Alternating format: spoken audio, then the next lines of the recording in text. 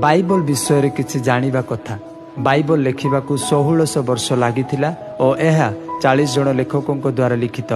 ବାଇବଲରେ ସର୍ବମୋଟ 66ଟି ପୁସ୍ତକ ଅଛି। ତନ୍ମଧ୍ୟରୁ 39ଟି ପୁରାତନ ନିୟମରେ ଓ 27ଟି ନୂତନ ନିୟମରେ ଅଛି।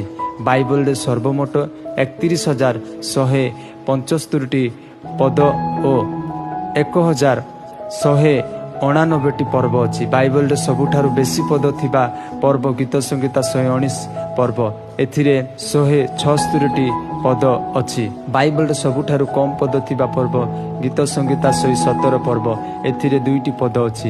ବାଇବଲରେ ସବୁଠାରୁ ବଡ଼ ପଦ ଦାନିଏଲ 5:23 ପଦ ଓ ସବୁଠାରୁ ସାନ ପଦ ଜହନ 11:35। ବାଇବଲରେ ଥିବା ସବୁଠାରୁ ବଡ଼ ନାମ ଜିସାୟା 8:1 ପଦରେ ଅଛି। Maher Shalal Hash Baz. ବାଇବଲର ମଧ୍ୟବର୍ତ୍ତୀ ପଦ ହେଉଛି ଗୀତ ସଂହିତା 118:8 ପଦ। ବାଇବଲର ଏଷ୍ଟର ପୁସ୍ତକରେ ସଦାପ୍ରଭୁ ଶବ୍ଦ ଥରେ ମଧ୍ୟ ଲିଖିତ ହୋଇନାହିଁ।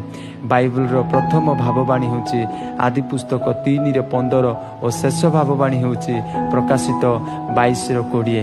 ବାଇବଲରେ ସର୍ବମୋଟ 366 ଥର ଭୟ କର ନାହିଁ ଲେଖା ହୋଇଛି।